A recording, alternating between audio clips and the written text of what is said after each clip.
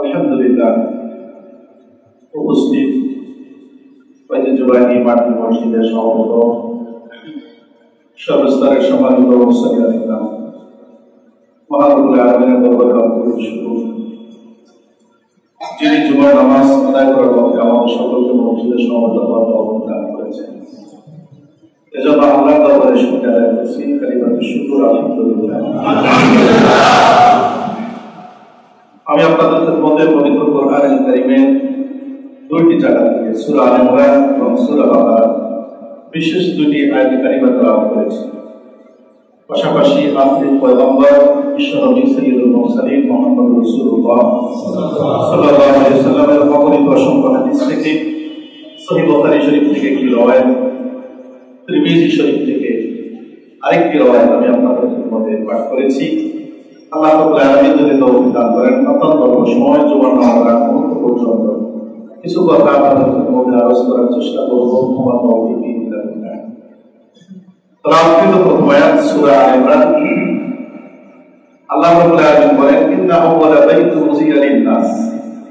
গোটা বিশ্ব মানবতার কল্যাণে পৃথিবীতে সর্বপ্রথম নির্মিত ঘর আল্লাযী বিবাক্কাতা, সেটা হলো মক্কা নগরীতে অবস্থিত।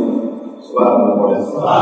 গোটা বিশ্ব মানবতার কল্যাণে সর্বপ্রথম যে ঘর এই পৃথিবীতে নির্মাণ করা হয়েছে সেটা কোথায়? আল্লাযী বিবাক্কাতা। মক্কা শহরের আরেকটা নাম হলো বাক্কা। এই মক্কায় অবস্থিত মুবারাকান, আল্লাহ রাব্বুল আলামিন বলেন গোটা পৃথিবীর সবচেয়ে বরকতপূর্ণ ঘর। জোরে বলেন সুবহানাল্লাহ। হুদাল লিল আলামিন, বিশ্ব মানবতার জন্য হেদায়েতের উত্তম প্রতীক এই ঘর। হুদাল লিল আলামিন ফীহি আয়াতুন বাইয়িনাত। আল্লাহ তাআলা বলেন এই ঘরের মধ্যে আমার কুদরতের সুস্পষ্ট নিদর্শন সমূহ রয়েছে। জোরে বলেন সুবহানাল্লাহ। মাকাম ইব্রাহিম, তার মধ্যে অন্যতম একটা নিদর্শন হলো মাকাম ইব্রাহিম নামক যে স্থান, যে পাথর, সেটা আল্লাহ তাআলা নামিনা। আল্লাহ বলেন যে ব্যক্তি ঘরের ভিতরে প্রবেশ করলো, আল্লাহর পক্ষ থেকে তাকে নিরাপত্তা বেষ্টনী দিয়ে ঘিরে দেওয়া হলো। জোরে বলেন সুবহানাল্লাহ। নিরাপদ হয়ে গেল। আল্লাহ তাআলা নামিনা। এমনকি কোনো চোর ডাকাত যদি করে, ভোগে বই করে, ইসলামের খেলাফতের প্রতি নির্দেশ, পুলিশের প্রতি নির্দেশ, চোর ডাকাতকে সেখানে লাঞ্ছিত করে গ্রেফতার করা যাবে না। সসম্মানে তাকে সেখান থেকে আস্তে করে বের করে নিয়ে আসতে হবে। সম্মানের হেফাজত আল্লাহ করবেন। আমার দাখালাহু কানা আমিনা। ওয়ালিল্লাহি আলান নাসি হিজ্জুল বাইতি মান ইসতাতা ইলাইহি সাবিলা। মানুষের মধ্যে যারা সামর্থ্যবান, আমি আল্লাহ তাদের সকলের উপর এই ঘরের জিয়ারতকে, এই ঘরের হজকে আমি আল্লাহ ফরজ করেছি। জোরে বলেন সুবহানাল্লাহ।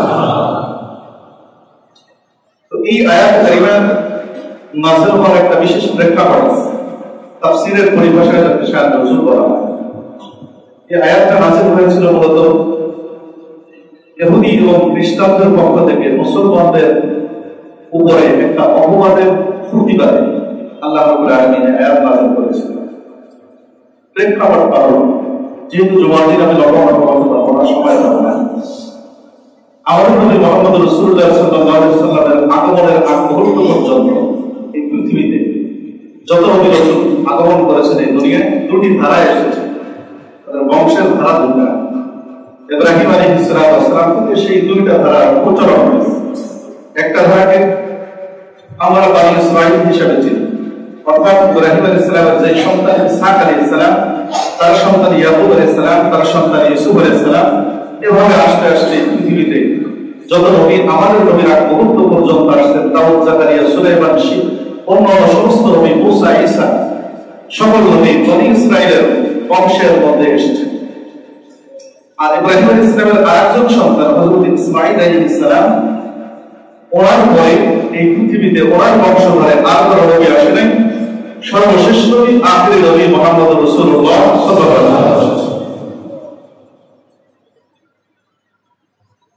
এই বাইতুল্লাহ শরীফ ফেরেশতাদের মাধ্যমে সর্বপ্রথম নির্মিত হওয়ার পর, আদম আলাইহিস সালাম পুনর্বার নির্মাণ করার পর, শীশ আলাইহিস সালামের হাতে নির্মিত হওয়ার পর, এভাবে নূহ আলাইহিস সালামের বন্যার পর পুনর্বার ইব্রাহিম আলাইহিস সালাম আনুষ্ঠানিকভাবে নির্মাণ করার পর ইসমাঈল আলাইহিস সালাম পর্যন্ত সকল নবীর কিবলা ছিল বাইতুল্লাহ। আপনাদের বুঝাইতে পারছি, বাইতুল্লাহ কিবলা ছিল। পরবর্তীতে নবুয়তের ধারা ইসমাঈল আলাইহিস সালামের পরে বন্ধ হয়ে গেল।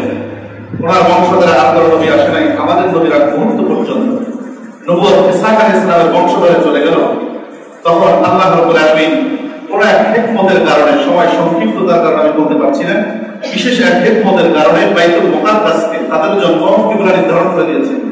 যে বাইতুল মুকাদ্দাস এবং বাইতুল্লাহর মাঝখানে নির্মাণের ব্যবধান হলো 40 সানা। তাফসীরে কুরতুবীর মধ্যে লিখে 40 বছরের ব্যবধান। এই বাইতুল মুকাদ্দাস পুনর্বার নির্মাণ করেছিলেন হযরত সুলাইমান আলাইহিস সালাম। সেই ধারাবাহিকতায় তারা হযরত ঈসা আলাইহিস সালাম পর্যন্ত বাইতুল মুকাদ্দাসকে তারা কিবলা হিসাবে মেনে নিয়ে এসেছে। আমাদের নবী যখন পৃথিবীতে আসলেন দেখলেন তখন যে সকল আসমানি ধর্মের অনুসারীরা, ইহুদ এবং খ্রিস্টানরা, তাওরাত এবং ইনজিলের অনুসারীরা তারা কিবলা গ্রহণ করছে, কিবলা মেনে নিচ্ছে এবং কিবলা হিসাবে আমল করছে কোথায়? বাইতুল মুকাদ্দাস। কোনো অসুবিধা নেই, এটা আল্লাহ রাব্বুল আলামিনের নির্দেশই হয়েছিল। সহিহ বুখারী শরীফের 1190 নম্বর হাদিস, নবীজি বলেন এই পৃথিবীতে শ্রেষ্ঠ মসজিদ তিনটা। কতটা? قال رسول الله صلى الله عليه وسلم لا تشد الرحال الا الى ثلاثه مساجد। নবী বলেন তোমরা তিনটা মসজিদ ব্যতীত পৃথিবীর আর কোনো মসজিদে দূর দেশ থেকে সফর করে গিয়ে তোমরা সালাত আদায় করবে না। দূর দেশ থেকে সফর করে যাওয়ার জন্য উপযুক্ত মাত্র তিনটি মসজিদ। তিনটি যেই মসজিদে নামাজ পড়ার জন্য দেশ থেকে, বিদেশ থেকে, বাহির থেকে সফর করে আসা যায় এবং যাওয়া যায়, এরকম মসজিদ তিনটা। এক নম্বর হলো মসজিদুল হারাম, 2 নম্বর হলো মসজিদ রাসূলুল্লাহ সাল্লাল্লাহু আলাইহি ওয়াসাল্লাম, মসজিদুল আকসা, 3 নম্বর হলো মসজিদ আকসা। সহিহ বুখারীর 1190 নম্বর রওয়ায়াত, নবীজি বলেন তিনটা মসজিদ পৃথিবীর সর্বশ্রেষ্ঠতম। আমাদের নবী পৃথিবীতে আগমনের পরে নবীজি জানতেন যে পৃথিবীর সকল আসমানি ধর্মের অনুসারীরা যদিও এখন বাইতুল মুকাদ্দাসকে কিবলা গ্রহণ করেছে, আল্লাহর নির্দেশে তারা কিবলা মেনে নিচ্ছে, কিন্তু বাইতুল মুকাদ্দাসের চেয়েও শ্রেষ্ঠতম একটা কিবলা হযরত ইব্রাহিম আলাইহিস সালামের কিবলা, হযরত আদম আলাইহিস সালামের কিবলা। আল্লাহ তাআলার পক্ষ থেকে নির্ধারিত সর্বপ্রথম যে ঘর সেটা হলো বাইতুল্লাহ শরীফ। এই জন্য নবীজির দিলে একটা দরদ ছিল, চাহিদা ছিল, আমি যেহেতু সর্বশ্রেষ্ঠ নবী এবং আমার উম্মত যেহেতু সর্বশ্রেষ্ঠ উম্মত, আমার উম্মতকে যদি আল্লাহ তাআলা এই সর্বশ্রেষ্ঠ ঘরটাকে কিবলা বানিয়ে দিতেন, এই একটা তামান্না, এই একটা আরজু আমাদের নবীর অন্তরে ছিল।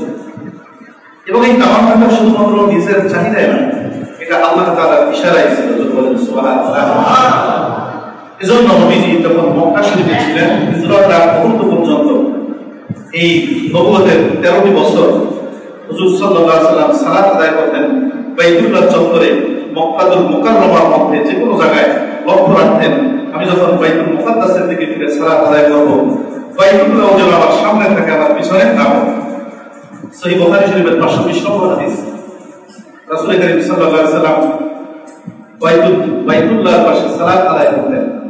হযরত আব্দুল্লাহ ইবনে মাসউদ রাদিয়াল্লাহু আনহু বর্ণনা করেন, بينما رسول الله صلى الله عليه وسلم قائم يصلي عند الكعبة عجم قريش في مجالسهم حتى يقول قائل منهم ألا ترى إلى هذا المرائي أيكم يكون إلى ززور آل فلان فيعمد إلى فرسنا ودمنا وسلاها ثم يجيء به ثم ينزله حتى إذا سجد وضعه بين كتفيه।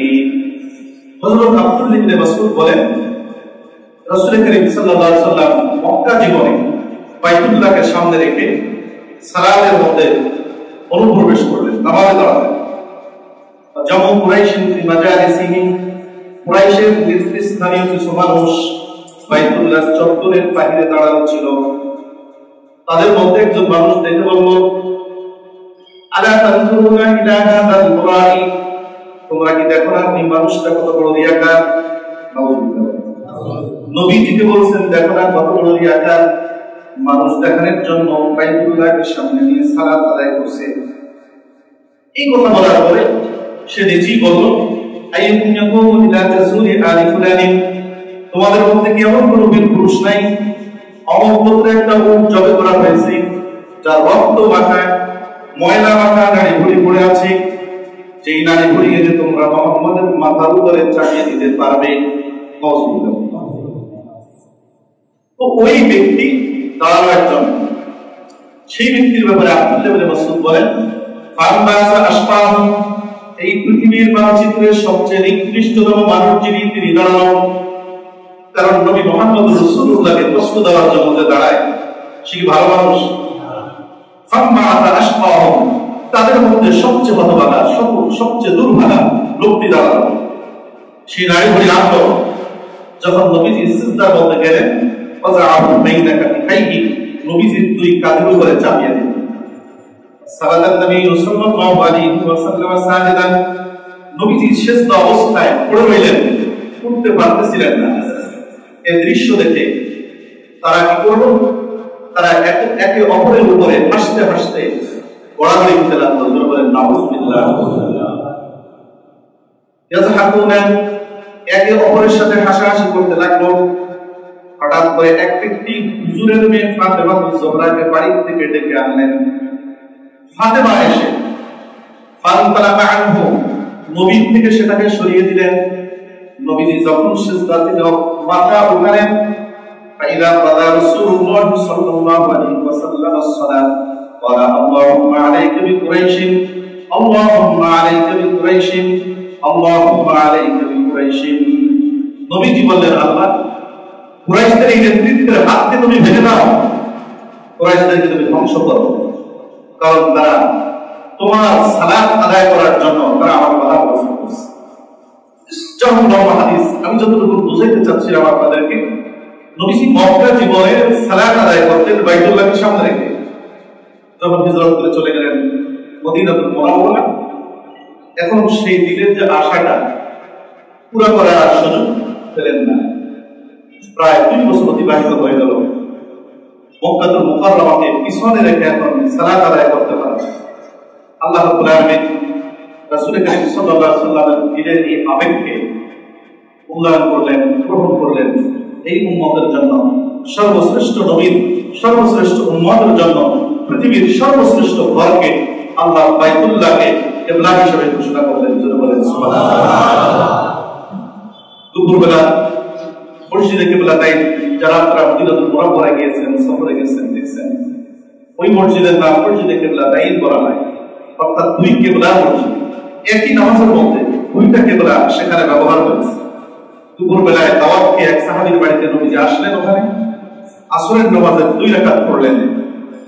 বাইতুল মুকাদ্দাসের দিকে ফিরে দ্বিতীয় রাকাতে যখন নবীজি দাঁড়াবেন, হযরত জিবরিল আলাইহিস সালাম আয়েশা বললেন, ইয়া রাসূলুল্লাহ, আপনার জন্য আল্লাহ তাআলা কিবলাকে ঘুরিয়ে দিয়েছে আপনার দিলের চাহিদা মোতাবেক।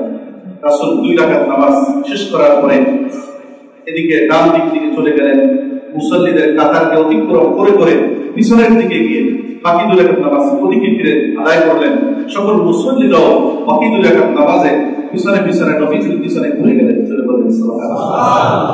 এই যে বাইতুল্লাহকে কিবলা গ্রহণ করলেন, এটা ওই সম্প্রদায় যারা বাইতুল মুকাদ্দাসকে পৃথিবীর শ্রেষ্ঠতম মসজিদ হিসেবে বিশ্বাস করে এবং স্বীকৃতি দেয়, তারা এটা মেনে নিতে পারলো না। তারা প্রপাগান্ডা আরম্ভ করলো এবং সম্প্রদায় যে এই যে তোমাদের নবী সব কাজ নিজের মন মতো করে, বাপ দাদার 14 পুরুষের যে কিবলা, সকল নবীদের কিবলা, আল্লাহর সর্বশ্রেষ্ঠ ঘর বাইতুল মুকাদ্দাসকে এখন পিছনে ফেলে বেয়াদবি করে নিজের বাপ দাদার ভিটামাটির পূজায় লিপ্ত হয়েছে। যারা বলেন নাউযুবিল্লাহ। এই তাদের এই তথ্যটা এটা কি সঠিক ছিল? সঠিক ছিল না। কিছু মুসলমানেরা বিভ্রান্তির শিকার হল। আল্লাহ রাব্বুল আলামিন তখন এই মুসলমানদের বিভ্রান্তি দূর করার জন্য তাদের অপপ্রচারের জবাবে সূরা আলে ইমরানের আজকের এই পাঠিত আয়াতকে আল্লাহ তাআলা নাযিল করলেন। আল্লাহ বললেন, না, ওরা যে বলছে সবচেয়ে বরকতপূর্ণ সর্বপ্রথম, তা নয়, বরং এই পৃথিবীর সর্বপ্রথম ঘর, সবচেয়ে বরকতপূর্ণ ঘর, সবচেয়ে হেদায়েতের প্রতীক হিসাবে যে ঘরকে আমি আল্লাহ তাআলা বিশ্ব মানবতার কল্যাণে প্রতিষ্ঠা করেছি, সেই ঘর বাইতুল মুকাদ্দাস নয় ইহুদিদের কথা মোতাবেক, বরং সেই ঘর হলো আমার নবী মুহাম্মদ রাসূলুল্লাহ সাল্লাল্লাহু আলাইহি ওয়াসাল্লাম যেই ঘরের দিকে সালাত আদায় করছে সেই ঘর মসজিদে হারাম তথা বাইতুল্লাহ শরীফ। জোরে বলেন সুবহানাল্লাহ। এই জন্য আল্লাহ তাআলা এই আয়াত নাযিল করেন, ইন্না আওয়ালা বাইতু উযিয়া লিন-নাস আল্লাযী বিবাক্কাতা মুবারাকান ওয়া হুদাল লিল-আলামিন। পৃথিবীর সর্বপ্রথম ঘর যেটাকে ওয়াজা করা হয়েছে, বানানো হয়েছে জমিনের উপরে, এটা সর্বপ্রথম এই ঘরটাই পৃথিবীর শ্রেষ্ঠতম ঘর। রাইসুল মুফাসসিরিন হযরত আব্দুল্লাহ ইবনে আব্বাস রাদিয়াল্লাহু আনহু তাফসীরে কুরতুবী তাফসীরে রুহুল মাআনির মধ্যে বর্ণনা এসেছে, তিনি বলেন অপর বাইতিন উযিয়া আলা আরকানিন ওয়ালা ক্বাবলা আন তাখলুকা দুনিয়া বিআলফি আমিন। এই যে ঘর যেটাকে তোমরা দেখছো, যে ঘরের ভিত্তি স্থাপন করেছেন আল্লাহ রাব্বুল আলামিন, এই গোটা দুনিয়া সৃষ্টির 2000 বছর পূর্বে। জোরে বলেন সুবহানাল্লাহ। কত বছর পূর্বে? 2000 বছর পূর্বে। 2000 বছর পূর্বে এই ঘরকে আল্লাহ তাআলা সৃষ্টি করেছেন। কেন সৃষ্টি করলেন? সৃষ্টির প্রয়োজন কেন হলো? এই ঘরের উপকারটা কি, মানুষের কল্যাণটা কি, সেটা আল্লাহ যে বললেন উযিয়া লিন-নাস, বিশ্ব মানবতার কল্যাণের জন্য বানানো হয়েছে, সে কল্যাণটা কি? তাফসীরে কুরতুবীর মধ্যে লিখে লাম্মা আরাদাল্লাহু আন ইয়াখলুকা আদম, আল্লাহ যখন ইচ্ছা করলেন আদমকে সৃষ্টি করবেন, ফাকালা লিল মালায়েকা ইয়া মালায়েকাতি ইন্নী জাইলুন ফিল আরদি খলিফা, ফাকালা লিল মালায়েকা আতাজআলু ফীহা মা ইফসিদু ফীহা ওয়া ইয়াসফিকু দিমা ওয়া নাহনু নুসাব্বিহু বিহামদিহি ওয়া নুqaddisu লাক, ফাগাদিবাল্লাহু আলাইহি। আল্লাহ যখন ফেরেশতাদেরকে ডাক দিয়ে বললেন, ও আমার ফেরেশতারা, আমি মানুষ নামে এক শ্রেণীর আমার প্রতিনিধি এই পৃথিবীতে আমি সৃষ্টি করতে চাচ্ছি, বানাতে চাচ্ছি। তাদের জন্য যা যা প্রয়োজন সবকিছু তৈরি করব, আকাশ জমিন ভূমণ্ডল সব কিছু আমি আল্লাহ তাআলা সৃষ্টি করব, এটা আমার ইচ্ছা। আমার ফেরেশতারা বললেন, আতাজআলু ফীহা মা ইফসিদু ফীহা ওয়া ইয়াসফিকু দিমা, আপনি সেখানে এমন এক শ্রেণীর মাখলুক তৈরি করতে চাচ্ছেন যে মাখলুক সেখানে হানাহানি করবে, কাটাকাটি করবে, মারামারি করবে, যারা একে অপরকে হত্যা পর্যন্ত করে ফেলবে, এমন মাখলুক আপনি বানাবেন সেখানে দুনিয়ায়? আমরাই আপনার ইবাদত বন্দেগীর জন্য যথেষ্ট নয় কি? আমরা ফেরেশতারা আপনার ইবাদতের জন্য কি যথেষ্ট নয়? তখন আল্লাহ রাব্বুল আলামিন ফাগাদিবাল্লাহু আলাইহিম, আল্লাহ তাদের উপর অসন্তুষ্ট হলেন। ফাতাহু হাওলাল আরশ ইস্তারদাউনা রাব্বাহুম, সকল ফেরেশতারা আল্লাহর অসন্তুষ্টির পরিপ্রেক্ষিতে আরশের নিচে তারা তাওয়াফ করা আরম্ভ করে। সুবহানাল্লাহ। ইয়াতুফুনা সাবআতা আশওয়া, আরশে আযমের নিচে তারা 7টি তাওয়াফ করার পর আল্লাহ তাআলা তাদেরকে ঘোষণা করলেন, আমি অবশ্যই তোমাদের গুনাহকে মাফ করে দিলাম। সুবহানাল্লাহ। তারা আল্লাহ তাআলাকে সন্তুষ্ট করলেন। তাফসীরে কিতাবের মধ্যে লিখেন, হাত্তা রাদিয়াল্লাহু আনহুম, এ পর্যন্ত তারা তাওয়াফ করলো, আল্লাহ তাদের উপর সন্তুষ্ট হয়ে গেলেন। সন্তুষ্ট হওয়ার পরে আল্লাহ রাব্বুল আলামিন ফেরেশতাদেরকে লক্ষ্য করে বললেন, ও ফেরেশতারা, তোমরা যে আজকে আমাকে তাওয়াফের মাধ্যমে সন্তুষ্ট করলে আরশের নিচে, আমি যে মানুষগুলো বানাবো দুনিয়ার ভিতরে আমার প্ল্যান, সেটা তো আমি করবো। ওই মানুষগুলো যখন গুনাহ করবে 20 বছর, 30 বছর, 40 বছর, 50 বছর, 60 বছর, 70 বছর, এই গোটা জিন্দেগীর গুনাহ থেকে মুক্তি পাওয়ার জন্য তারা তো আরশে আযমে এসে আমি আল্লাহ তাআলা রাগকে, গোসাকে তারা মিটাতে পারবে না। তাদের জন্য এমন একটা জায়গার প্রয়োজন, আমি আল্লাহ তাআলার নাফরমানি করে তারা সেই জায়গায় এসে তারা যখন তাওয়াফ করবে, আমি আল্লাহ তাআলা তাদের উপর সন্তুষ্ট হব। যেরকম ভাবে কাবা রাজিতু আনকু, আজকে যেরকম আমি তোমাদের উপর আরশের তাওয়াফের মাধ্যমে সন্তুষ্ট হয়েছি। সুবহানাল্লাহ। তখন ফেরেশতারা বললেন, হ্যাঁ, এটা তো দরকার। আল্লাহ তাআলা বলেন, ইবনুলি বাইতান, তাহলে তোমরা জমিনে চলে যাও, জমিনে গিয়ে আমি আল্লাহর জন্য একটা ঘর নির্মাণ করব। সুবহানাল্লাহ।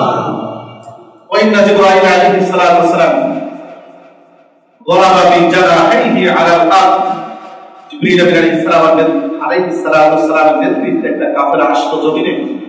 মুফাসসিরিনে কেরাম লিখেন, জিবরিল আলাইহিস সালাতু ওয়াস সালাম দুই ডানার আঘাতে জমিনের উপরে সপ্তবক জমিনের নিচ পর্যন্ত তিনি ওই জায়গাটাকে তিনি ফাঁকা করে দিলেন। সুবহানাল্লাহ। ওয়া কাযাফাতিল মালাইকাতু বিস-সাফরা, পাথর এনে ফেরেশতারা ওই ফাঁকা জায়গাকে পূর্ণ করে দিল।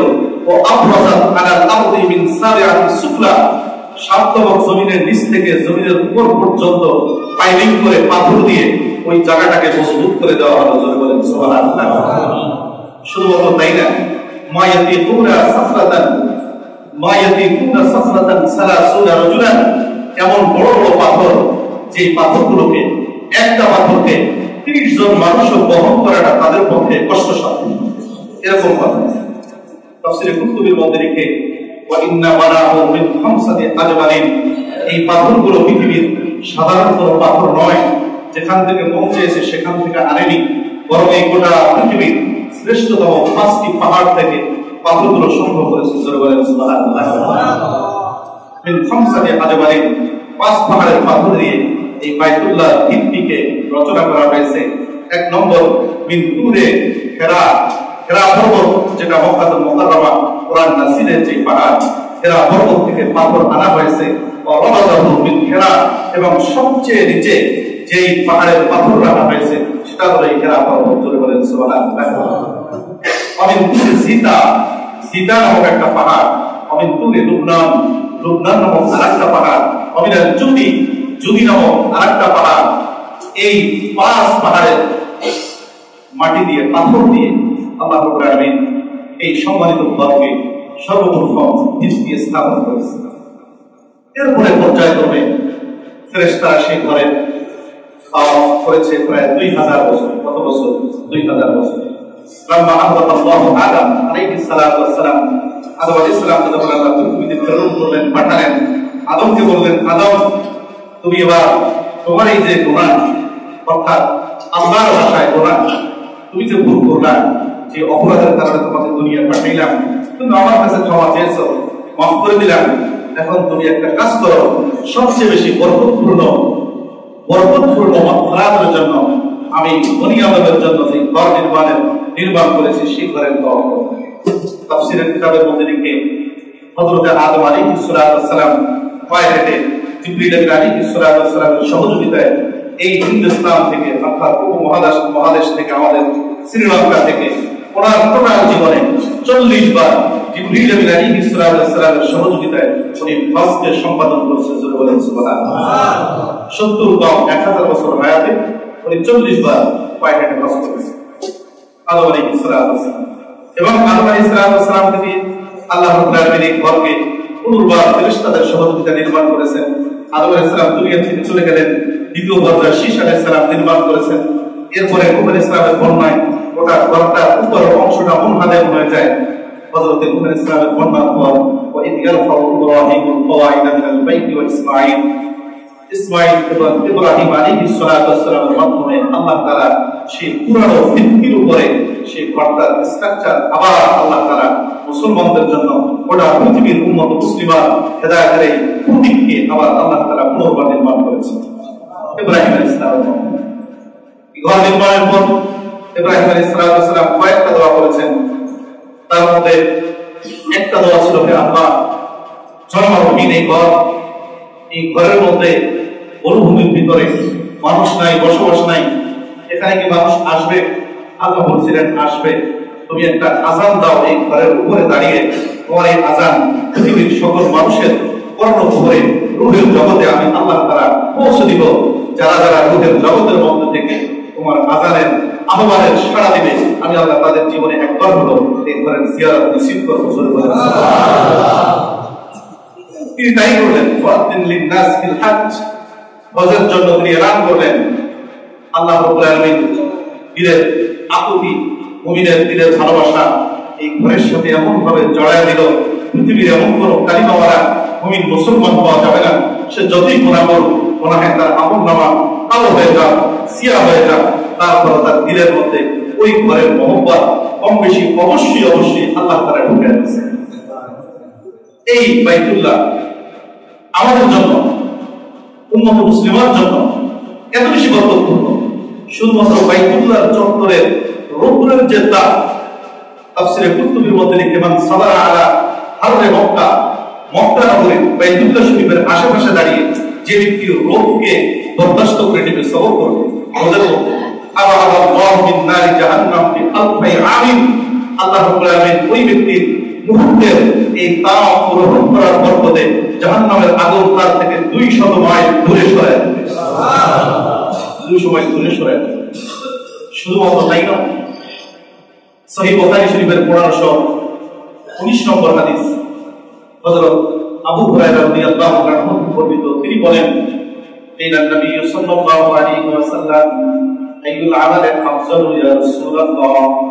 তিনি বললেন, ইয়া রাসূলুল্লাহ, কোন আমলটা সর্বোত্তম? فقال رسول الله صلى الله عليه وسلم الإيمان بالله। নবীজি বললেন, আবু হুরায়রা, মানুষের সবচেয়ে গুরুত্বপূর্ণ আমল, সবচেয়ে দামি আমল হলো আল্লাহর উপরে বিশ্বাস স্থাপন করা। সুবহানাল্লাহ। ইলা সুম্মা মাযা ইয়া রাসূলুল্লাহ, ঈমানের পরে কোন আমলটা সর্বোত্তম?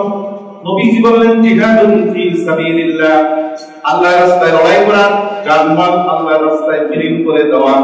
আবু হুরায়রা বলেন, ইলা সুম্মা মাযা ইয়া রাসূলুল্লাহ, আবার প্রশ্ন করা হলো, আল্লাহর পয়গম্বর, এরপরে ইসলামের মধ্যে সর্বোত্তম আমল কোনটা? আল্লাহর পয়গম্বর বলেন, আল হজ্জুল মাবরুর। হজ্জ মাবরুর, এটা ইসলামের গুরুত্বপূর্ণ ফজিলতপূর্ণ আমল। সহিহ বুখারী শরীফের আরেক রওয়ায়াত, আম্মা আয়েশা সিদ্দিকা রাদিয়াল্লাহু আনহা থেকে বর্ণিত 1521 নম্বর হাদিস, আম্মা আয়েশা সিদ্দিকা বলেন, বলতু ইয়া রাসূলুল্লাহ, নারা জিহাদা আফজালাল আমাল। আল্লাহর পয়গম্বর, আমরা তো জানি, আমরা তো দেখি, আল্লাহর রাস্তায় লড়াই করা, জিহাদ করা, এটা সর্বোত্তম ইবাদত, সবচেয়ে কষ্টের কাজ। এর চেয়ে আর কোনো কষ্টের কাজ নাই, এর চেয়ে আর কোনো সওয়াবের কাজ নাই। আফালা মুজাহিদু ফি সাবিলিল্লাহ, আমরা নারীরা কি আপনার সাথে আল্লাহর রাস্তার জিহাদে শরীক হব না? আমরা যারা নারী সম্প্রদায়, আমরা কি জিহাদ করব না? ওয়ালা, নবীজি বলেন, না না, তোমরা জিহাদ করবে না। ওয়ালাকিন আফজালুল জিহাদে আল হজ্জুল মাবরুর, নারীদের জন্য সর্বোত্তম জিহাদ হলো হজ্জে মাবরুর। যারা হজ্জে মাবরুর করবে, নারীরা, তারা আল্লাহর রাস্তায় জিহাদ করার যে কম সওয়াব পাবে না, বরং আল্লাহর রাস্তায় জিহাদের যে সওয়াব, নারীদেরকে আল্লাহ তাআলা সেই সওয়াব দান করবে। জোরে বলেন সুবহানাল্লাহ। তিরমিজি শরীফের এক বর্ণনা, তিরমিজি শরীফের 810 নম্বর বর্ণনা, হযরত আব্দুল্লাহ ইবনে মাসউদ রাদিয়াল্লাহু আনহু থেকে বর্ণিত, তিনি বলেন, قال رسول الله صلى الله عليه وسلم তাবিউ বাইনাল হজ্জি ওয়াল উমরা। নবীজি বলেন, তোমরা লাগাতার একের পর এক হজ এবং উমরা করতে থাকো। হজ করে এসেছো উমরা করো, আবার উমরা করে এসেছো হজ করো, উমরার পর হজ, হজের পরে উমরা, এভাবে যাদের সামর্থ্য আছে তোমরা বারবার বারবার বারবার করতে থাকো। সুবহানাল্লাহ বলেন। কেন? লাভ কি? فقال رسول الله صلى الله عليه وسلم فإنهما ينفيان الذنوب والفقر। হজ এবং উমরা মানুষকে দুইটা জিনিস থেকে মুক্তি দান করে, মানুষের জীবন থেকে দুইটা জিনিসকে পরিষ্কার করে দেয়, সরায় দেয়। একটা হলো দারিদ্রতা, আরেকটা হলো গুনাহ। যে হজ এবং উমরা করতে থাকে, তার জীবন থেকে দারিদ্রতা এবং গুনাহকে পরিচ্ছন্ন করে দেয়, পরিচ্ছন্ন করে দেয়, পরিষ্কার করে দেয়, ধুয়ে দেয়। কামা ইয়ানফিল কাইলুল ফুরসাল হাদিদি ওয়াজ যাহাবি ওয়াল ফিজ্জা। নবীজি উদাহরণ দিয়ে বলেন, যেরকম কামার লোহাকে আগুনের ভিতরে জ্বালানোর পরে যখন পিটায়, ওই পিটানের দ্বারা যেরকম লোহার ময়লা দূর হয়ে যায়, সর্বদা যেরকম আগুনে দিয়ে তাপ দিয়ে এই যে স্বর্ণের ময়লা দূর করে, ফিজ্জা রূপার ময়লা দূর করে, ওরকম বান্দার আমলনামা থেকে হজ এবং উমরার কষ্টের পরে সকল গুনাহ দূরীভূত হয়ে যায় এবং দরিদ্রতা দূর হয়। আর একটা কি, এটা তো দুনিয়ায়,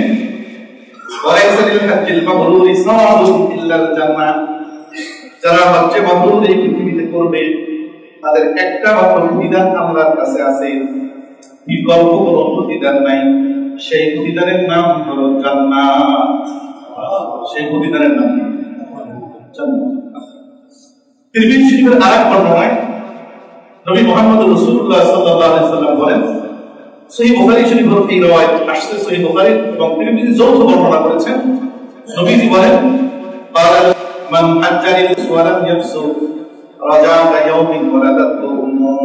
যে ব্যক্তি হজ করলো, হজ্জে মাবরুর করলো, সেই ব্যক্তি যখন বাড়িতে আসে এমন ভাবে পবিত্র হয়ে আসে যেই দিন মায়ের পেট থেকে ঘরের ভিতরে জন্মগ্রহণ করেছিল ওই দিন তার আমল নামা যেরকম ক্লিন ছিল, পরিষ্কার ছিল, বাইতুল্লাহর মুসাফির যখন আপন দেশে ফেরত আসে তার আমল নামাটা ওইভাবে ক্লিন হয়ে যায়, পরিষ্কার হয়ে যায়। তার আমলে আর কোনো কি থাকে না, গোনা থাকে। প্রশ্ন হতে পারে যে হুজুর আবার তো গোনা হয়, বাড়িতে আসলে দেশে আসে আবার তো গোনা আমরা করি, বারবার গোনা করি, দরকার কি? হজ করার প্রয়োজনটা কি? উমরা করার প্রয়োজনটা কি? আসলে তো আবার গোনা হয়, কি বলেন না? আমি আপনাদেরকে একটা ছোট্ট উদাহরণ দিই। আজকে যারা আমরা জামাটা গায়ে দিয়ে আসছি মসজিদে, কি বলেন, এই জামাটা গায়ে দিয়ে আসছি, এই জামাটা যেদিন আমি ক্রয় করলাম দোকান থেকে, এরপরে আমরা প্রতি সপ্তাহে একদিন কমপক্ষে আমরা দৌড় করি, কি বলেন, করি কি করি? এক সপ্তাহ গায়ে দেওয়ার পরে যখন ময়লা হলো চিন্তা করলাম ধুয়ে নিয়ে ফ্রেশ করে আবার গায়ে দিই। এখন কোনো বোকা যদি বলে যে ভাই ধুয়ে লাভ কি, পরের সপ্তাহে গায়ে দিলে আবার ময়লা হবে, ধোয়ার দরকার নেই, এইবার ধুইলেন না। 15 দিন পর আবার যখন ধুইতে গেলেন আরেকজন ওই পণ্ডিত বসায় বললো যে ধুয়ে লাভ কি, আবার তো সামনে গায়ে দিলে ময়লা হবে, 15 দিন পর ধুইলেন না। এভাবে আবার পরের সপ্তাহে ধুইতে গেলেন, বললো ধুয়ে লাভ কি, আবার তো গায়ে দেবেন ময়লা, গায়ে দিলে কি ময়লা হবে না? ধুয়ে লাভ কি? এখন যদি তার কথা মোতাবেক আপনি না ধন, কেনার পরেই যদি ওই ময়লা সহ গায়ে দিতে থাকেন, কতদিন গায়ে দিতে পারবেন? গায়ে দেওয়ার উপযুক্ত থাকবে? এরপর আর পরিষ্কার হওয়ার কোনো রাস্তা থাকবে? গ্লিসিন, মেডিসিন যা কিছুই দেন, ওই জামা আর কোনোদিন গায়ে দেওয়ার মতো উপযুক্ত থাকবে না। যারা মনে করে তওবা করে লাভ কি, আল্লাহর রাস্তায় ফিরে এসে লাভ কি, হজ করে লাভ কি, উমরা করে লাভ কি, হুজুরা বলবে সব গুনাহ আবার তো করা হবে, লাভ কি? তাদের জীবনের শুরু থেকে শেষ পর্যন্ত তারা তওবা করে না, ইস্তিগফার করে না, আল্লাহর দিকে ফেরত আসে না, হজে যায় না, উমরায় যায় না, জীবনের সকল গুনাহ আমলনামায় জমতে জমতে জমতে এমন গুনাহ হয় ওই ব্যক্তি মৃত্যুর সময় তওবা নসিব হয় না, ওই ব্যক্তি আর জান্নাতে যাওয়ার উপযুক্ত থাকে না। কিন্তু যে ব্যক্তি তওবা করতে থাকে, ইস্তিগফার করতে থাকে, একের পর এক আমল করতে থাকে, কুল্লু বনি আদম খাত্তা, আমার নবীজি বলেন পৃথিবীতে এমন মানব সন্তান নাই, মায়ের মুখ নাই যার কোনো গুনাহ নেই। কি বলেন, কোনো গুনাহ ছাড়া মানুষ আছে? পৃথিবীতে এমন কোনো মানুষ নাই যার গুনাহ নেই, সকল মানুষের গুনাহ আছে। তবে আমার আল্লাহর নিকট ওই ব্যক্তি সবচেয়ে বেশি প্রিয় ওই গুনাহগারদের মধ্যে। কুল্লু বনি আদম খাত্তা ওয়া খায়রুল খাত্তাইন আত-তাওয়াবিন। আল্লাহর কাছে যে ব্যক্তি ক্ষমা চায়, মাফ চায়, ইস্তিগফার করে, বাইতুল্লাহ গিয়ে কাঁদে, মসজিদে কাঁদে, সবে বলাতে কাঁদে, সবে বলাতে কাঁদে, এই তওবাকারী মানুষগুলো সকল গুনাহগারদের মধ্যে উত্তম। তাদের এই তওবা এবং ইস্তিগফার তাকে জান্নাতে যাওয়ার উপযুক্ত করে দেয়। এজন্য হজ্জে মাবরুর আমাদের সকলের নিয়ত আছে ইনশাআল্লাহ। আল্লাহকে দেখার আল্লাহ তৌফিক দিলে হজ্জে মাবরুর করব ইনশাআল্লাহ। এবার আসেন আমি আরেকটা বিষয় কথা বলবো, জুমার নামাজের সময় কম। হজ্জে মাবরুর কাকে বলে এই বিষয়টা আমাদের জানা দরকার। হজ্জে মাবরুর কাকে বলে? হজ্জে মাবরুর বলা হয় যেখানে দুইটা জিনিস থাকে। কয়টা জিনিস? দুইটা জিনিস। এক নম্বর হলো নিয়তে খালিস, নিয়তে খালিস, বিশুদ্ধ নিয়তে আল্লাহর সন্তুষ্টির জন্য কেবলমাত্র আমি হজ করব, আল্লাহর সন্তুষ্টির জন্য আমি হজ করব। দুই নম্বর হলো হালাল মাল দিয়ে হজ করব, হজের সকল আরকান করণীয় বর্জনীয় যথাযথ আদায়। যে ব্যক্তি ইখলাসের সাথে, খুলুসিয়াতের সাথে এই হজকে আদায় করবে, লৌকিকতা থাকবে না। মানুষ আমাকে হাজী সাহেব বলবে, মানুষ আমাকে আলহাজ লিখবে। অনেক সময় অনেক মানুষ তো আল্লাহ মাফ করুক ভাইরা বুঝে না, তারা বলে যে হুজুর এই যে আলহাজ লেখেন নাই কেন, আলহাজ লেখেন নাই কেন? আমি তো আলহাজ। সহিহ তিরমিজি শরীফের 2382 নম্বর হাদিস। অত সময় কম, জুমার দিন নেক আমল করার মাধ্যমে মানুষ জান্নাতি হবে। সহিহ তিরমিজি শরীফের সুনানে তিরমিজি 2382 নম্বর হাদিস, এক লম্বা হাদিস। আমি হাদিসের শেষ অংশ বলছি। নবীজি বলেন, ইন্নাল্লাহ তাবারাকা ওয়া তাআলা ইযা কানা ইয়াউমুল কিয়ামা ইয়ানসিরু ইলাল ইবাদি লিয়াকদিয়া বাইনাহুম। কিয়ামতের দিন আল্লাহ যখন বিচারের জন্য বিচারের আসনে বসবেন, তাহলে বসবেন, নামবেন। فأول من يدعو به رجل جمع القرآن ورجل قتل في سبيل الله ورجل كثير المال। সর্বপ্রথম আল্লাহর কাউন্টারে হিসাবের জন্য 3 শ্রেণীর মানুষকে ডাকবেন। কয় শ্রেণী? আউয়ালু মান ইয়াদউ বিহি রাজুলুন জামাআল কুরআন, এক নম্বর যাকে ডাকা হবে আল্লাহর সামনে প্রথম সিরিয়ালে, তারা হলো কোরআনের আলেম, জামাল কোরআন শেখার জন্য যত ধরনের বিদ্যা দরকার, জ্ঞান দরকার, সকল জ্ঞান এবং বিদ্যা তারা এই পৃথিবীতে অর্জন করেছিল, তাদেরকে ডাকেন আলেম বলে। 2 নম্বর গতিটা ফি সাবিলিল্লাহ, আল্লাহর রাস্তায় যারা শাহাদাত বরণ করেছে তাদেরকে ডাকবেন। আরজুলুন কাসীরুল মাল, যাদেরকে আল্লাহ এই পৃথিবীতে সম্পদশালী বানিয়েছিলেন, ধন সম্পদ দিয়েছিলেন, তাদেরকে আল্লাহ ডাকবেন। কয়জন? 3 জন ডাকবেন। 3 জনকে ডাকার পরে আল্লাহ সর্বপ্রথম আলেমকে জিজ্ঞাসা করবেন, তাইকা আল্লাহ বলবেন আলাম ওয়ালিকা মা আনজালতু আলা রাসূলি, বলবেন আমি কি তোমাকে ওই ইলম দান করিনি যে ইলম আমি আকাশের জগৎ থেকে ফেরেশতা জিবরিলের মাধ্যমে, ওহীর মাধ্যমে আমি আমার রাসূলদেরকে বিশুদ্ধ জ্ঞান শিক্ষা দিয়েছিলাম, ওই জ্ঞানকে আমি তোমাকে দেইনি? আলা আলা ইয়া রাব্বি, এই আলেম বলবেন নিশ্চয়ই আপনি আমাকে সেই জ্ঞান দান করেছিলেন। আল্লাহ বলবেন ফামাযা আমিলতা ফীমা উল্লিমতা, তাহলে বলো এবার তুমি যা কিছু শিখেছিলে, তোমাকে শেখানো হয়েছিল, সেই ইলম অনুযায়ী তুমি কি পরিমাণ আমল করেছো? কাকে জিজ্ঞাসা করতেন? আলেমকে। এবার আলেম বলবে, যা করছে দুনিয়া সেটা বলবে, কুনতু আকুমু বিহি আলা আল-লাইলি ওয়া আলা আন-নাহার, হে আমার পরওয়ারদিগার, রাত এবং দিন নাই, 24 ঘন্টা তোমার ইলমকে পৃথিবীতে বাস্তবায়ন করার জন্য আমি মেহনত করতে চেষ্টা করেছি। সারাদিন মাদ্রাসায় পড়াইছি, মসজিদ ইমামতি করছি, খেতাবাদের দায়িত্ব পালন করেছি, রাতের বেলা ওয়াজ মাহফিল করছি, আবার ফাঁকে ফাঁকে কিতাব রচনা করছি, লেখালেখি করছি, করছি না? এই সব কিছু করছি। فيقول الله تعالى كذبت فتقول له الملائكة كذبت, আল্লাহ বলবেন তুমি একটা বিশ্ব সেরা মিথ্যাবাদী, তোমার চেয়ে বড় মিথ্যাবাদী আর কেউ নাই। নাউযুবিল্লাহ বলেন।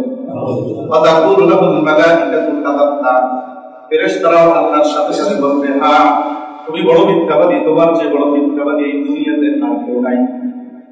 শুধু করছে, ভালো কাজ করছে, মসজিদ, মাদ্রাসা, খেতাবাত, লেখালেখি, সব কাজ দ্বীনের লাইনে, মসজিদ প্রতিষ্ঠা করছে, মাদ্রাসা প্রতিষ্ঠা করছে। আল্লাহ বলবেন কাযাবতা, তুমি মিথ্যাবাদী। তিরমিজি শরীফের 582 নম্বর হাদিস। তখন ওই ব্যক্তি হতভম্ব হয়ে যাবে, আলেম তারপর ভুল কোথায়? আল্লাহ তাআলা বলবেন বা আরাদতা ইয়াকুলা ফুলানুন যালিকুন, আল্লাহ বলবেন তোমার দিলে একটা ইরাদা ছিল, ইচ্ছা ছিল যে মানুষ তোমাকে বলবে তুমি একটা বড় মাপের আলেম, তুমি সব কাজ করছো কিন্তু তোমার আত্মা পরিশুদ্ধ করো নাই, আত্মা পরিচ্ছন্ন করো নাই, তোমার দিলটা মানুষ জানতো না, কিন্তু তোমার দিলের খবর একমাত্র যিনি জানেন তিনি কে? আল্লাহ।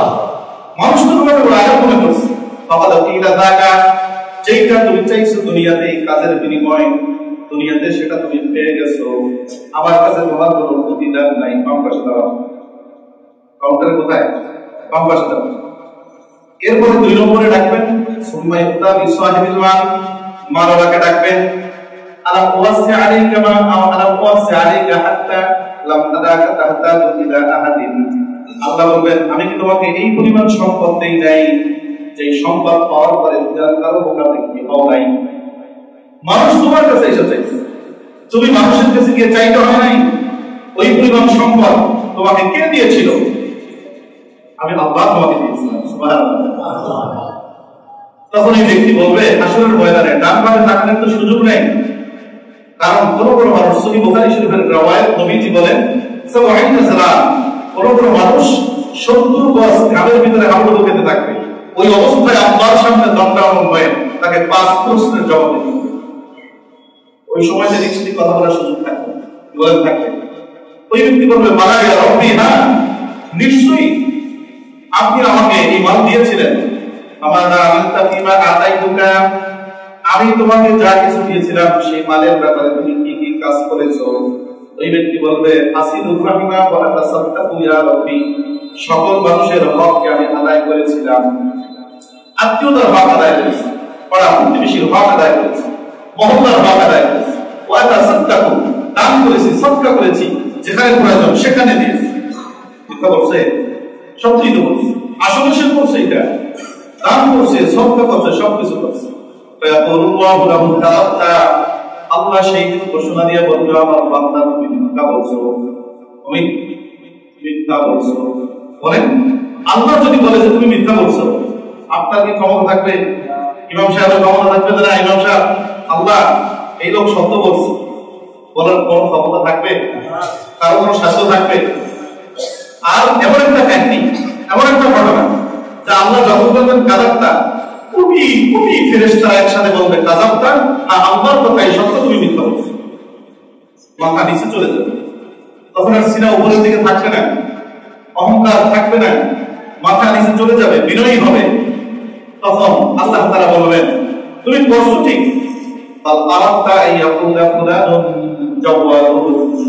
তোমার একটা মাত্র ইরাদা ছিল, ইচ্ছা ছিল যে মানুষ যেন, সমাজ যেন আমাকে দেখায় দেখায় বলে রূপটা বলতে আমি কষ্ট হচ্ছে আপনাদের? খারাপ লাগছে? সংশোধন করে যেতে হবে। যারা বেশি বেশি দান করেন, যারা বড় আলেম, তাদের পিছনে ইবলিশ শয়তানের বড় বড় ধোঁকা আছে। কারণ আপনি মনে রাখবেন, যেই পকেটে টাকা নাই, পকেট পায়, তার পিছনে 1 মিনিটও সময় ব্যয় করে না। যার পকেটে কি আছে? টাকার বান্ডিল আছে, টাকা তার পিছনেই লাগে, সন্ত্রাস তার পিছনেই লাগে, তার জানটা খতরার মধ্যে বেশি থাকে। আপনার কাছে নিয়ামত আছে, আমল আছে, ইবলিস আপনার আমার পিছনে কি থাকবে? বেশি লেগে থাকবে। এটাই স্বাভাবিক। 3 নম্বরে রাখবেন ওই শহীদকে আল্লাহ বলবেন ফামাদা কুতিলতা, কি কারণে জীবন দিয়েছিলা? বলবেন তুমি জিহাদে ফি সাবিলি, তোমার রাস্তায় লড়াইয়ের নির্দেশ এসেছিল। বাবা আল্লাহ হাত্তা কুতিলতু, আমি লড়াই করতে করতে জীবন বিলীন করেছি। আল্লাহ বলবেন কাযাবতা, তুমি মিথ্যা বলছো। বাল আরাদতা আইয়াকুলা ফুলানুন জারিমুন, তুমি মনে করেছো মানুষ আমাকে দিলুত্তা আমাকে দাবি, মানুষ আমাকে বিশাল বড় পদক দিবে, মানুষ আমাকে বীর হিসেবে আখ্যায়িত করবে। বীরের নিয়তে, পদকের নিয়তে, সম্মানের নিয়তে তুমি যে লড়াই করেছিলে, সেই সম্মান তো দুনিয়ায় তুমি পেয়ে গেছো। সহকান সহকা দুর্ভাবাসকে আমার কাছে তোমার কোনো প্রতিদান নেই। এই পর্যন্ত বলার পর আবু হুরায়রা এই হাদিস যখন বর্ণনা করেছেন, যিনি হাদিসের রাবী, তিনি বলেন আবু হুরায়রা এই হাদিস বয়ান করতে গিয়ে 4 বার উনি বেহুশ হয়ে মাটিতে পড়ে গেছেন, হাদিস বলতে পারেননি। কারণ উনি একজন বড় আলেম ছিলেন, আর এই হাদিসের সর্বপ্রথম এই আলেমের গ্রেফতারির কথা আলোচনা করা হয়েছে। এরপরে হযরত আবু হুরায়রা বলেন সুম্মা দারাবানি রাসূলুল্লাহ সাল্লাল্লাহু আলাইহি ওয়াসাল্লাম আলা রব্বাতি, নবীজি আমাকে হাড়ের উপরে হালকা বিধবা আঘাত করলেন। আঘাত করে নবীজি বললেন, থাপ্পড় দিয়ে নবীজি বললেন আবু হুরায়রা আলিহিস সালাসা আল্লাযী ওয়াহাসসারু বিহিমুন নার, এই 3 গ্রুপ হলো সর্বপ্রথম কাল কিয়ামতের ময়দানে আমার আল্লাহ এই 3 শ্রেণীর মানুষ দিয়ে জাহান্নামকে জ্বালানো আরম্ভ করবে। আলিহিস সালাসাতু আউয়ালু খালকিল্লাহ, আল্লাহ সর্বপ্রথম মাখলুক ওয়াহাসসারু বিহিমুন নার, এদের দিয়ে জাহান্নামকে উদ্বোধন করা হবে। কিন্তু ইখলাস আর খুলুসিয়াত সকল আমলের মূল ভিত্তি। ইখলাস এবং খুলুসিয়াত মানে কিছু কোনো ফায়দা আখিরাতের জীবনে পাওয়া যাবে না। এই ব্যাপারে তো সবচেয়ে বেশি খতরার মধ্যে লাগাইরা যারা মানুষকে নসিহত করে, বয়ান করে, অনেক সময় আমরা ধারণা করি হুজুর এগুলো বলতেছে, হুজুরের আমলের কোনো প্রয়োজন নেই। না, হুজুরের আমলের প্রয়োজন, যিনি বলনেওয়ালা তার আমলের প্রয়োজন শুননেওয়ালাদের চেয়ে লক্ষ কোটি গুণ বেশি। তার জন্য গ্রেফতারের বড় ডর এবং ভয় আছে। সহিহ ইবনে মাজাহ শরীফের 256 নম্বর হাদিস, ইবনে মাজাহ আরেকটা সিয়াসতের হাদিসের কিতাব, বাংলা এফসির মধ্যে আছে, দেখবেন আপনারা। মোবাইলে যারা টাচ মোবাইল ব্যবহার করেন, খারাপ কিছু রাখবেন না মোবাইলে, হাদিসগুলো রাখবেন, সব সিয়াসতের কিতাব বাংলা অনুবাদ পাওয়া যায়। 256 নম্বর হাদিসে নবীজি সাহাবায়ে কেরামকে একদিন বলেন, ইবনে মাজাহ قال رسول الله صلى الله عليه وسلم تعبدوا بالله من ذنب الحزن, তোমরা জুব্বে হুজুর থেকে আল্লাহর কাছে বেশি বেশি পানা চাও। قالوا وما ذنب الحزن يا رسول الله, সাহাবায়ে কেরাম বললেন আল্লাহর পয়গম্বর, জুব্বে হুজুর এটা কি জিনিস? قال وادي في جهنم تعبد منه جهنم كل يوم 400 مرة, নবীজি বলেন জাহান্নামের মধ্যে একটা স্পেশাল গর্ত, স্পেশাল সেল, ফাঁসির আসামিদের জেলখানায় আলাদা সেলে রাখা, জাহান্নামের ভিতরে সেল আলাদা আলাদা আছে, স্তর বিভক্ত আছে, পাপীর পাপ অনুযায়ী তাকে শাস্তি দেওয়া হবে। তো নবীজি বলেন ভয়ানক কঠিন শাস্তি দেওয়া ওই সেল, ওই গর্তটা থেকে অন্যান্য জাহান্নামে বাঁচার জন্য আল্লাহর কাছে কুল্লা ইয়াউমিন, প্রতিদিন 400 মাররা 400 বার মাপ চায়। আল্লাহকে জাহান্নামে বলে, আল্লাহ আমরাও আগুন, কিন্তু ওর পাশে তুমি আমাদেরকে নিও না। ওর এই আগুনের তেজ আমরা বরদাস্ত করতে পারবো না। সাহাবায়ে কেরাম বিদু সন্তুষ্ট হয়ে জিজ্ঞাসা করলেন, আল্লাহর পয়গম্বর, ওই কঠিন জাহান্নামের আগুনের মধ্যে আমরা কাদেরকে নিক্ষেপ করবে, কারা যাবে? নবীজিকে জিজ্ঞাসা করলেন, ওই কষ্টদায়ক জাহান্নামে যাবে কাকে, কে যাবে? আমরা হয়তো মনে করতে পারি যেগুলো শয়তান যাবে, সুদ করে হয়তো বাজাবে, ঘুষ করে হয়তো বাজাবে, বড় বড় অপরাধী মার্ডার যারা করছে 10টা 20টা তারা যাবে না। নবীজি কি বলেন শুনেন। নবীজি বলেন, মাইয়া দখলুহা ইয়া রাসূলুল্লাহ, যখন প্রশ্ন করলো যাবে কারা, নবীজি বলেন, আল বাররাউনা বাররাউনা বিআমালিহিম, ওই সমস্ত আলেম যারা দুনিয়ার সকল ইলমি খেদমতের মাধ্যমে শুধুমাত্র মানুষের কাছে মর্যাদা চায়, মানুষের কাছে শুধু মর্যাদা চায়, মানুষের কাছে শুধু সম্মান চায়, মানুষের কাছে শুধু দুনিয়া চায়, আখিরাত মানুষকে শিখায়, মানুষকে আখিরাতমুখী করে, কিন্তু নিজের দিল থেকে সে দুনিয়াকে হটাইতে পারে না, আখিরাতকে গ্রহণ করতে পারে না, ওই আলেমদেরকে আল্লাহ জাহান্নামের কঠিন শাস্তিতে আল্লাহ নিক্ষেপ করবে। এরপরে নবীজি বলেন, এই হাদিসের সর্বশেষ অংশ, শেষ অংশ, নবীজি বলেন, ওয়া ইন্না মিন আবগাজিল কুররা'i ইলাল্লাহ আল্লাযীনা ইয়াসুরুনাল উমারা, আল্লাহর নিকট সবচেয়ে নিকৃষ্ট আলেম, সবচেয়ে ঘৃণিত আলেম হলো তারা যারা সমাজের সবচেয়ে ধনী শ্রেণীর সাথে বেশি সম্পর্ক রাখে। ধনীরা রাগ করলেন আমার উপর না, আলেমরা ধনীদের সাথে সম্পর্ক রাখে, এটা আলেমের জন্য কঠিন, কিন্তু ধনীরা আলেমদের সাথে আসা যাওয়া করা, সম্পর্ক রাখা, এটা ধনীদের জন্য কঠিন, আলেমের ধনীর জন্য না, আলেমের জন্য না। আর আলেম শুধু ধনীদের কাছে আসা যাওয়া করা, ধনীদের মনোরঞ্জন করা, তাদের চেহারার দিকে তাকানো, তারা কি বললে খুশি হয়, মাসলাটাকে কিভাবে বললে ধনী শ্রেণীর মানুষরা আমার উপর বেজার না হয়, এই ধরনের কার্যকলাপ যদি কোনো আলেম করে, আল্লাহ নিকট ইন্না মিন আবগাজিল কুররা ইলাল্লাহ আল্লাযীনা ইয়াসুরুনাল উমারা, যারা এই আলেম তারা আল্লাহর নিকট নিকৃষ্ট এবং ঘৃণিত। এজন্য নবীজি বলেন, তোমরা বেশি সম্পদশালীদের কাছে আসা যাওয়া করো না, বরং তোমরা দিন নিয়ে থাকো, তাদেরকে দিন বোঝানোর চেষ্টা করো, তো তারা তোমাদের কাছে দিন শিক্ষা করার জন্য আসুক, তুমি তাদেরকে দিন শিক্ষা দাও, তারা যদি হেদায়েত পায়, দিন পায়, তাহলে তোমার জন্য তারা পাগলের মতো টাকা খরচ করবে, কোন অসুবিধা করবে না। বাংলাদেশ অনেক বড় বড় ওলামায়ে কেরাম আছে যাদের জন্য কোটি কোটি টাকা মানুষ তাদের কথায় খরচ করছে। এজন্য নবীজি বলেন, তাদের ধনী শ্রেণীদের পকেটের দিকে নজর দিও না ওলামায়ে কেরাম, তোমরা ধনী শ্রেণীর কলমের দিকে নজর দাও, তাদের আত্মাকে পরিশুদ্ধ করো, তাদের আমালকে বিশুদ্ধ করার চেষ্টা করো। সে যখন দিন বুঝবে, তাহলে পকেট তোমার জন্য এমনি খুলে দেবে। আর যদি পকেটে নজর থাকে, তাহলে ওয়া ইন্না মিন আবগাজিল কুররা ইলাল্লাহ আল্লাযীনা ইয়াসুরুনাল উমারা, নিকৃষ্ট আলেম হওয়া আল্লাহর নিকট। লাভটা কি হবে, ফায়দাটা কি হবে? ইবনে মাজাহ 252 নম্বর হাদিসে নবীজি বলেন, ক্বালা রাসূলুল্লাহ সাল্লাল্লাহু আলাইহি ওয়াসাল্লাম, মান তাআল্লামা ইলমান মিম্মা ইউতাগা বিহি ওয়াজহুল্লাহ লা ইয়াতাআল্লামুহু ইল্লা লিয়ুসিবা বিহি আরাদান মিনাদ দুনিয়া লাম ইয়াজিদ আরফাল জান্নাতি ইয়াওমাল কিয়ামাতি ইয়ানি রিহাহা। নবীজি বলেন যে আলেম ইলম শেখার পরে শুধুমাত্র মানুষকে আকৃষ্ট করার জন্য, ধনী শ্রেণীর মানুষের দিলকে জয় করার জন্য সকল কার্যক্রম পরিচালনা করবে, তাদের জন্য জান্নাত তো দূরের কথা, জান্নাতের গ্রাম পর্যন্ত আল্লাহ কিয়ামতের ময়দানে হারাম ঘোষণা করবে, হারাম ঘোষণা করবে। আল্লাহ তাআলা আমাদেরকে কথা বলে বোঝার তৌফিক দান করুন। আমার 10 পর্যন্ত কথা বলার কথা ছিল, পড়ার বুঝে গেছে, আপনারা আমাকে মাফ করবেন, 5 মিনিট বেশি হওয়ার জন্য দুঃখিত। আল্লাহ আমাদের সকলকে বিশুদ্ধ নিয়তে সব কাজ ইখলাসের সাথে, নবীজি বলেন কাজ কম করো, আমল অল্প করো, কিন্তু নিয়ত কি থাকবে, বিশুদ্ধ থাকবে, তাহলে এটা নাজাতের জন্য চলে যাবে। আল্লাহ রাব্বুল আলামিন আমাদের সকলকে হজ সহ জীবনের সকল কাজগুলো বিশুদ্ধ নিয়তের সাথে আমাদেরকে আমল করার তৌফিক দান করুন। আলহামদুলিল্লাহ।